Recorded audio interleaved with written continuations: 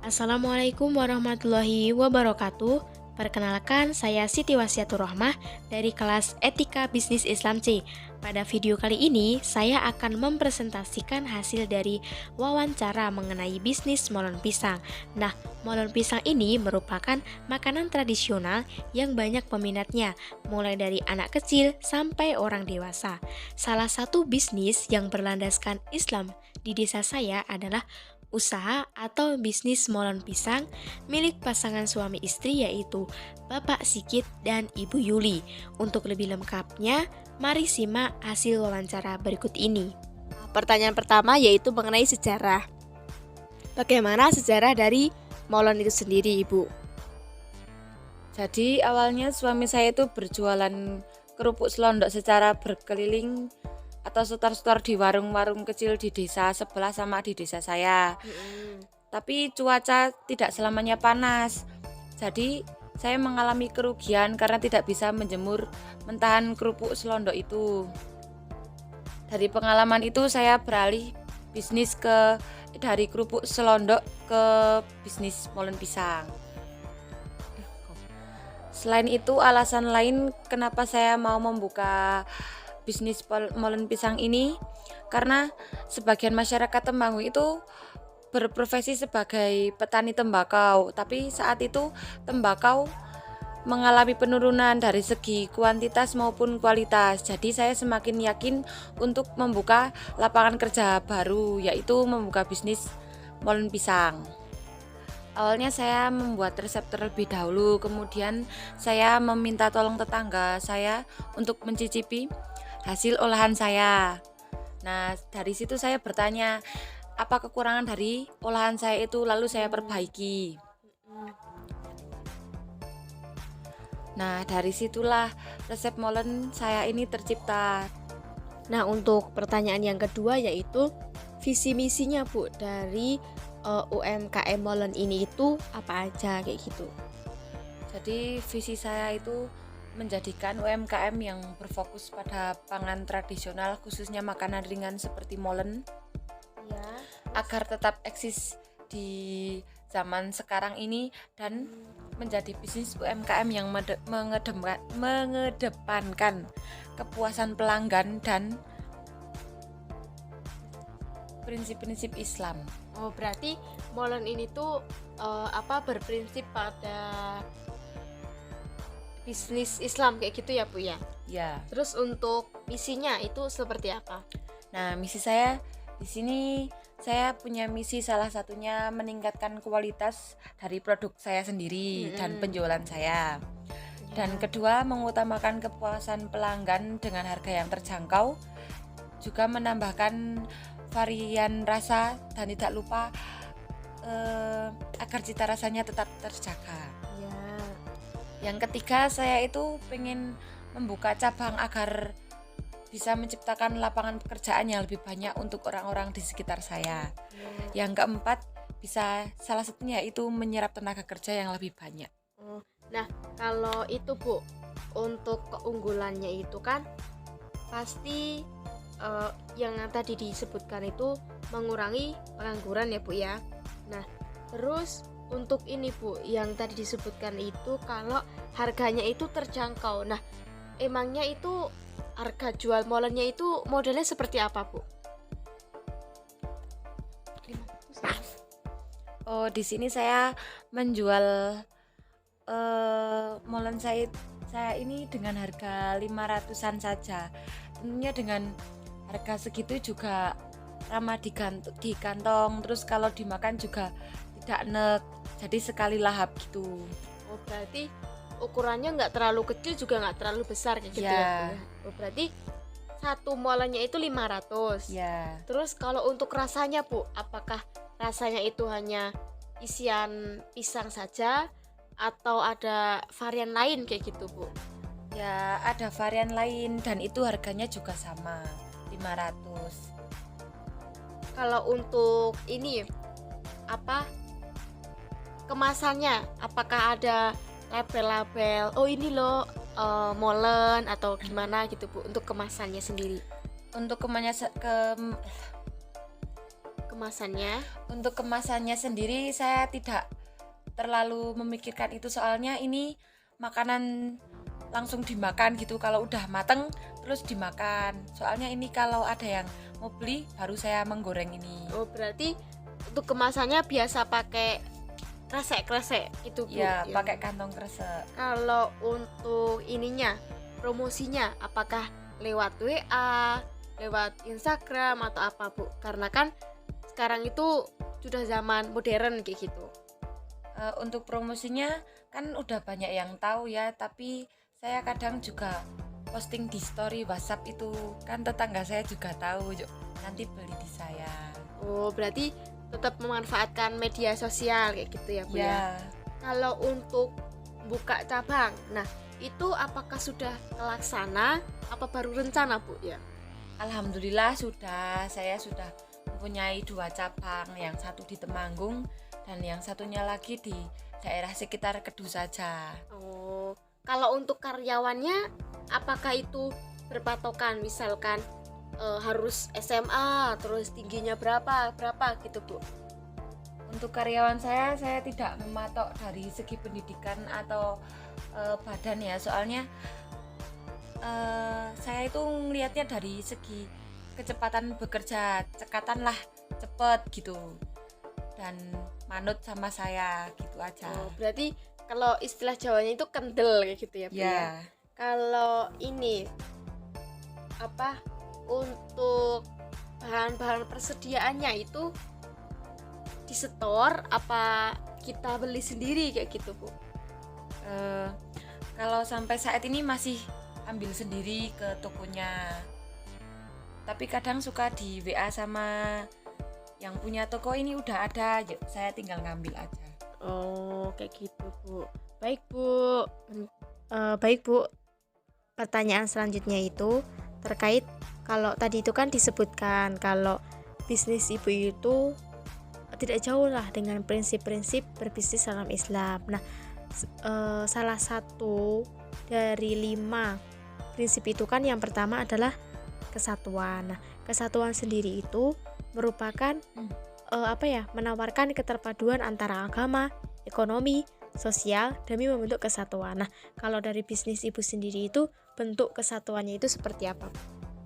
Nah, di sini dalam saya berbisnis nih tidak lupa dengan kewajiban dalam agama ya. Kalau waktunya sholat ya sholat, waktunya kerja ya kerja. Kalau udah masuk maghrib itu ya sholat tapi bergantian. Terus nanti kalau waktunya duhur, waktunya asar juga seperti itu. Tapi bergantian. Jadi tidak merugikan antara pihak satu dengan pihak yang lain. Berarti bergantian gitu ya, Bu ya? Ya, Bukan semua terus warung toko ditutup itu enggak ya? tidak. Oh, baik, Bu. Nah, yang kedua itu adalah tentang keseimbangan. Nah, Islam itu kan sangat menganjurkan ya, Bu, untuk berbuat adil dalam berbisnis dan melarang berbuat curang atau bersikap dolim. Nah, kemudian bagaimana, Bu, dari bentuk keseimbangan atau keadilan itu dalam bisnis ibu sendiri? Nah, dalam bisnis ini saya menerapkan sifat gitu. Kejujuran. Dalam bisnis saya ini saya menerapkan sifat kejujuran. Kedua itu kan tentang keseimbangan. Nah, sudah diketahui, Bu, kalau misalkan Islam itu sangat menganjurkan untuk berbuat adil dalam berbisnis dan melarang berbuat curang atau berlaku dolim dalam berbisnis. Nah, perwujudan dari bisnis ibu itu seperti apa untuk keseimbangan itu sendiri? Untuk keseimbangan itu di sini saya ya berlaku jujur ya. Jadi saya juga berlaku jujur, karyawan saya juga berlaku jujur. Jadi kalau karyawan saya itu sedang melayani pembeli atau pelanggan itu ya jujur, 5.000 ya dikasih 10.000 ya dikasih 20 biji gitu kan, harganya 1.500. Nanti kalau ada pembelian dalam jumlah besar baru dikasih bonus atau berapa, 5 atau 2 itu ada minimal pembelian.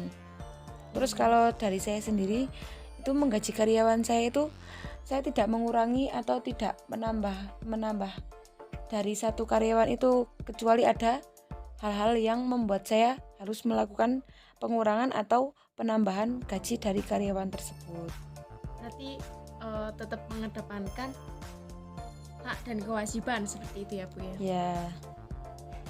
Nah, kalau untuk yang ketiga itu tentang kehendak bebas. Nah, kehendak bebas itu kan melakukan apa saja yang dilakukan ibu dan karyawan itu untuk apa ya, sebagai bentuk syukurlah kepada Allah kayak gitu atas kelimpahan rezeki yang di perantara dari usaha molen ini. Nah, bentuk bersyukur itu atau apa ya, kehendak bebasnya dari usaha ibu itu seperti apa? Biasanya kalau saya kan kalau setiap hari kan juga ada toh yang beli berapa gitu, terus saya kasih lebih 1 atau 2 biji gitu. Tapi ada hari-hari tertentu yang emang dikhususkan untuk berbuat sedekah. Ada hari-hari tertentu yang saya khususkan untuk bersedekah, yaitu hari Jumat. Saya memberi molen gratis untuk para pelanggan yang datang lebih awal atau para pelanggan yang membeli lebih banyak begitu. Nanti kalau ada biasanya kalau ada pisang yang terlalu matang itu saya biasanya berikan sama tetangga biar diolah menjadi masakan yang lebih enak menurut tetangga saya. Oh, berarti kalau misalkan tiap hari Jumat itu mengadakan bagi-bagi molen gratis kayak gitu ya Bu ya. Ya. Terus kalau misalkan pisangnya kematangan atau dirasa cukup itu juga dibagikan ke tetangga kayak gitu. Ya. Kalau untuk 1 minggunya itu berapa kali Bu masuknya? Untuk masuk apa ya Mbak ini? Untuk masuk karyawannya, kan karyawannya itu banyak tuh Bu. Nah itu apakah shift-shiftan, jadi 1 minggu itu full, apa khusus hari apa itu tutup semua total gitu? Di sini kalau shift-shiftan enggak ya, di sini kerjanya itu long shift ya. Long shift itu jadi tidak ditentukan, tidak dibagi jadi 2 shift atau berapa. Jadi satu hari itu kerjanya dari misal dari jam 8 sampai jam 8 atau jam 8 sampai jam 10 begitu. Jadi di sini seminggu itu tidak ada shift-shiftan, tapi kalau libur itu ya tergantung dari permintaan karyawan saya mau libur hari apa begitu. Kalau ditentukan libur hari apa, yang pasti itu saya tidak memberikan. Baik, untuk yang selanjutnya itu mengenai tanggung jawab. Nah, tanggung jawab itu bisa berupa misalkan dari bahan-bahannya, terus perilaku karyawannya terhadap ibunya atau kayak gimana. Nah, sistem tanggung jawab dari usaha ibu itu seperti apa, Bu? Tanggung jawab di sini itu misal ya saya atau karyawan saya itu kan sama-sama kerja, jadi kalau ada keperluan atau ada apa itu kan izin dulu. Nah izin kan saya tidak pasti memberikan 1 hari full atau 2 hari begitu. Kalau misal hari-hari agak padat itu saya nggak memberi izin 1 hari full. Jadi ada kalau misal habis zuhur sampai jam berapa, kalau enggak dari pagi sampai jam berapa gitu. Jadi dia harus tanggung jawab, soalnya dia juga harus memenuhi kewajibannya sebagai karyawan saya begitu. Nanti kalau ada kerusakan dari peralatan atau kekurangan dari bahan atau ada misal tepung yang pecah gitu, ada komunikasi sama saya, jadi saya tahu itu harus segera diganti atau bagaimana. Berarti untuk tanggung jawabnya itu nggak melulu tentang perizinan, tapi juga tentang bahan-bahan. Terus juga kalau untuk ini Bu, untuk tanggung jawab tempatnya itu seperti apa? Tanggung jawab tempat. kebersihan tempat. Oh, kebersihan tempat ya. Itu tanggung jawab karyawan. Kan saya tidak selalu ada di tempat, jadi nggak bisa mantau tiap saat. Jadi saya sudah wanti-wanti sama karyawan saya itu agar bersih-bersih, dijaga kebersihannya biar pelanggan juga nyaman. Juga kalau beli di tempat kita itu nggak risih sama tempatnya gitu. Berarti tanggung jawab itu juga meliputi tempat juga gitu ya Bu ya. Baik Bu, yang terakhir itu mengenai kebenaran, kebajikan, dan kejujuran. Nah, untuk kejujurannya itu antara karyawan dan peraturan-peraturan atau ya pekerjaannya itu sudah ya Bu tadi. Terus terkait dengan kebenaran juga tadi udah. Nah, terkait kebajikan nih Bu. Nah, kebajikan seperti apa yang diterapkan di usaha Ibu itu? Nah, di sini saya menerapkan di usaha saya itu misal ikan pas awal sudah ada akad, yaitu perjanjian. Perjanjian itu meliputi seperti saya menggaji mereka berapa, terus mereka harus menjalankan pekerjaannya sesuai SOP seperti menguleni adonan dengan sarung tangan. Kan kalau pakai tangan juga nggak higienis. Terus itu 1 kilo adonan jadi berapa Resep-resep gitu ya Bu itu satu resep jadi berapa biji gitu, kan harus sesuai biar satu sama lain itu tidak ada yang dirugikan. Kalau misal karyawannya bertindak seenaknya, nah ya kan yang rugikan di saya. Itu adonan sia-sia terus nggak jadi dijual. Nah saya kan juga nggak dapat untung, nggak bisa menggaji karyawan saya begitu. Berarti antara karyawan satu sama karyawan lain itu untuk awalnya itu membuat peraturan gitu ya Bu ya. Peraturannya itu meliputi misalkan apa sih perannya, terus bagaimana SOP-nya, terus resepnya kayak gimana. Nah, tujuan dari itu kan tidak lain untuk biar memuaskan pelanggan kayak gitu ya Bu ya. Ya. Dengan meningkatkan dan mempertahankan cita rasa yang ada kayak gitu Bu. Ya. Baik, terima kasih Bu sudah mau diwawancara. Kalau boleh tahu untuk Mas Sigitnya itu kemana Bu? Kok nggak kelihatan?